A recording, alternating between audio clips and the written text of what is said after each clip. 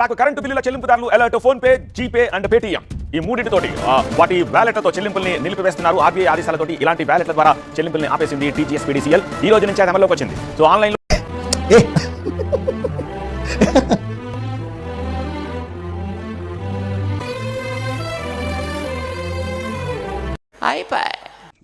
ఇక్కడ ఒక పేరా పెట్టాం కదండి, ఎవరండి ఇది కొట్టింది?